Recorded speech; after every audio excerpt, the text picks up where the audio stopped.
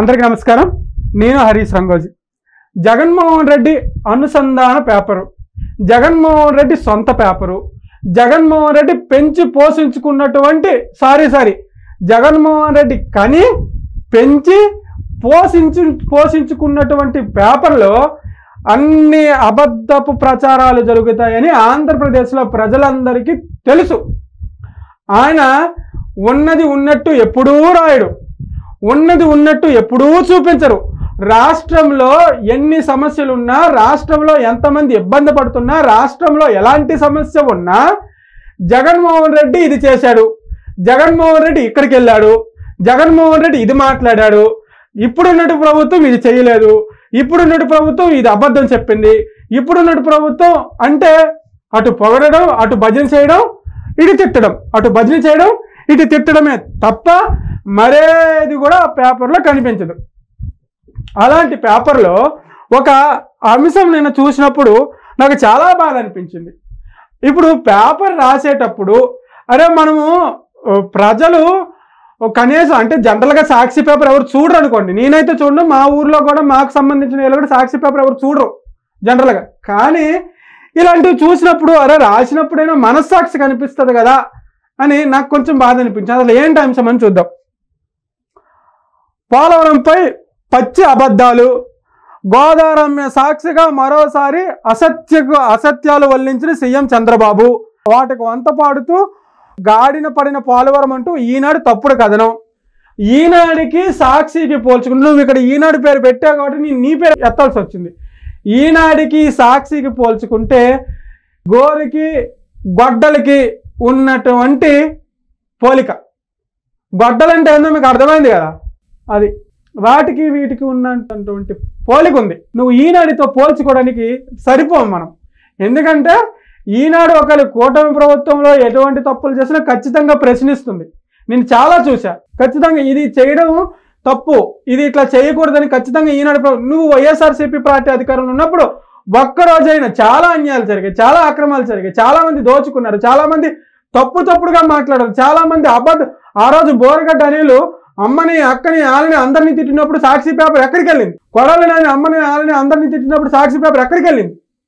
నిండు సభలో ఫ్యామిలీని అసభ్యకరంగా అవమానించినప్పుడు సాక్షి పేపర్ ఎక్కడికి వెళ్ళింది? అసెంబ్లీలో అట్లా మాట్లాడకూడదు కదా అని చెప్పేసి సాక్షి పేపర్లో రాయలేదందుకు నువ్వు ఈనాడు పేపర్తో పోల్చుకుంటావు. నీటి నిల్వల సామర్థ్యాన్ని తగ్గించి మరోసారి జీవనాడికి బాబు ద్రోహం.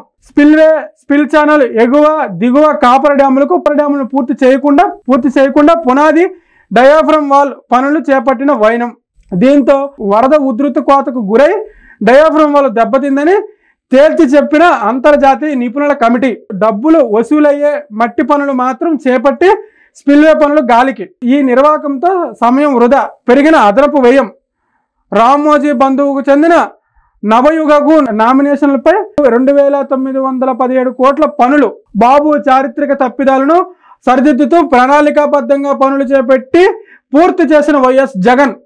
కరోనా ప్రతికూల పరిస్థితుల్లోనూ 48 గేట్లు సహా స్పిల్ ఛానల్ ఎగువ దిగువ కాపర్ డ్యాములు పూర్తి చేసి స్పిల్వే మీదుగా గోదావరి ప్రవాహం మళ్లింపు.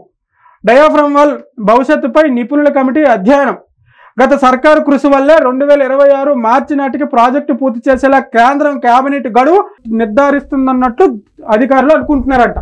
వీళ్ళు ఇన్ని అబద్ధాలు రాసినప్పుడు మిమ్మల్ని ప్రజలేమనుకుంటారు, ప్రజలు ఇట్లా అనుకుంటారని కనీస ఇంగిత జ్ఞానమైన ఉండదా అని నేను అడుగుతున్నా.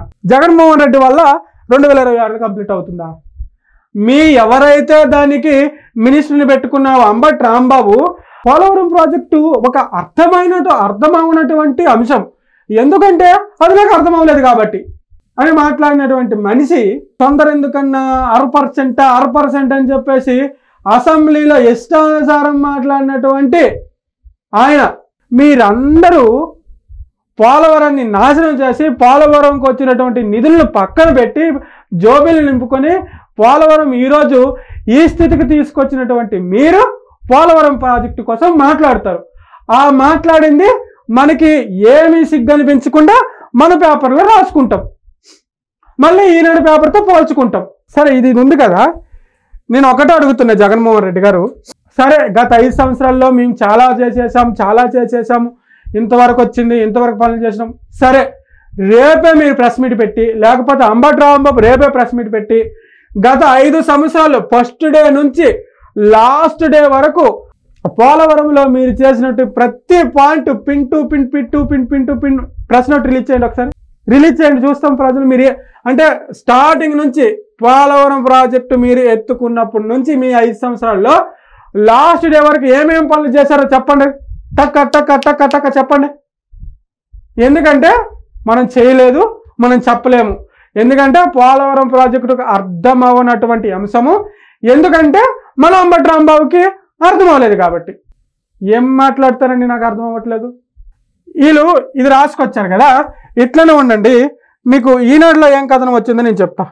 ఈనాడులో వచ్చినటువంటి కథనం, గాలిన పడిన పోలవరం ప్రాజెక్టు, కూటమి ప్రభుత్వం ఏర్పడిన 9 నెలల్లోనే 6% పనులు, జగన్ హయాం 5 ఏళ్ళలో చేసింది 11.58%. పేపర్ రాసినప్పుడు మన హయాంలో ఎంతవరకు పనులు కంప్లీట్ అయ్యాయి? 5 సంవత్సరాల్లో 11.55% పనులు చేశారండి మీరు పోలవరంకి సంబంధించి. 9 నెలలు అయింది. 9 నెలల్లో మీరు చేసిన దానికంటే ఎక్కువనే చేసింది. 5 సంవత్సరాలు ఎక్కడ, 9 నెలలు ఎక్కడ? సో మీరు రాసినప్పుడు మనస్సాక్షిగానే అనుకోవాలి కదా. అబద్ధ ప్రచారాలు రాసింది, దీనికి వంత పాడుతూ ఈనాడు ఒక కథనం రాసింది, ఉన్నదే రాసింది కదా. ఇది కాదని చెప్పి రేపు రాయి వార్త, ఇది తప్పు, ఈ 6% పనులు పూర్తి అవ్వడం తప్పు అని రేపు రాయి, సాక్షిలో రాయండి. వరదల్లోనూ పనులు చేసేలా ఏర్పాట్లు, ఇది నిన్న ఆల్రెడీ మనం చదువుకున్నదే. పోలవరం ప్రాజెక్టు నిర్మాణం గాడిలో పడింది, అనేక సాంకేతిక సవాళ్లను పరిష్కారాలు వెతికింది, ముందడుగు వేశారు. కూటమి ప్రభుత్వం ఏర్పడిన తర్వాత 9 నెలల కాలంలో ప్రాజెక్టు మొత్తం 6.11% పనులు పూర్తి చేశారు. జగన్ హయాంలో గత 5 ఏళ్లలో 11.58 పనులు మాత్రమే చేయగలిగారు. కూటమి ప్రభుత్వం 9 నెలల్లో కూటమి ప్రభుత్వం 9 నెలల్లోనే అందులోని సగం మేరకు చేయడం విశేషం. ప్రధాన డ్యాము 3.80% భూసేకరణ పనులు. కూటమి ప్రభుత్వ హయాంలో పోలవరం ప్రాజెక్టు సంబంధించిన సాంకేతిక సమస్యలను పరిష్కారాలు కనుగొన్నారు. విదేశ నిపుణులకు కమిటీ, కేంద్ర జలశక్తి, కేంద్ర జల సంఘం కలిపి నియమించే విదేశాలకు చెందిన నిపుణులు కలిసి ప్రాజెక్టును సందర్శించారు. ఇక్కడ దేశ విదేశాలకు సంబంధించినటువంటి నిపుణులు ప్రాజెక్టును సందర్శించి పనులు ఏ విధంగా ఇంకా స్పీడ్గా చేయాలి, పనులు ఏ విధంగా ముందుకు తీసుకెళ్ళాలి, వరదలో కూడా పనులు ఆగకుండా చేయడానికి తగు చర్యలు ఏ విధంగా తీసుకోవాలి, ఏ విధంగా తీసుకున్నారు, అవన్నీ వాళ్ళు పరిశీలనకు చేసి వాళ్ళందరూ కూర్చొని ఒక దగ్గర మాట్లాడుకొని ఒక విధంగా ముందుకు తీసుకెళ్తా ఉంటే, సాక్షి పేపర్లో రాసినటువంటి వార్త జనాలు ఎవరు నమ్ముతారండి? ఎవరు నమ్ముతారు చెప్పండి? ఇక్కడెక్కడో రాశారు, ఏమని రాశాడంటే, వరద ఉధృతికి కోతకు గురై డయాఫ్రమ్ వాళ్ళు దెబ్బతిందని తేల్చిన అంతర్జాతీయ నిపుణుల కమిటీ అంట. అంటే ఎక్కువ వరద. అసలు ఇది అంత వీళ్ళు రాసినప్పుడు కనీసం వీళ్ళకి ఇగొక ఫోటో పెట్టి ఇక్కడ ఈనాడని పెట్టి దేనికోసం ఈ పోస్టులు, ఏం చేద్దామని ఈ పోస్టులు? జగన్మోహన్ రెడ్డికి ఉన్న కష్ట పరువు కూడా ఉంచరా? జగన్మోహన్ రెడ్డికి ఉన్నటువంటి 11 సీట్లు కూడా ఉంచరా? మీకెంత చెప్పినా మారబ్బా. ఇది సాక్షిలో వచ్చినటువంటి ఈయన పోలవరంపై పచ్చాబద్దాలని రాసింది, కానీ మీరు రాసిందే పోలవరంపై పచ్చాబద్దాలు.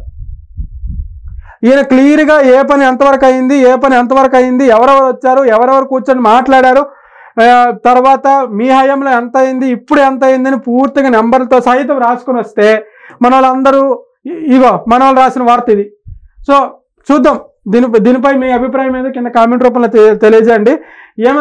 ఏంటంటే గత హయాంలో పోలవరంలో జరిగినటువంటి పనులేంటి, ఇప్పుడు కూటమి ప్రభుత్వం అధికారంలోకి వచ్చిన తర్వాత పోలవరం ప్రాజెక్టులో జరుగుతున్నటువంటి పని ఏంట, వాళ్ళ హయాంలో ఎంతవరకు చేశారు, వీళ్ళ హయాంలో ఎంతవరకు చేశారు, ఎంతవరకు చేయగలరు అనేది కింద మీ కామెంట్ రూపంలో తెలియజేయండి. Thank you.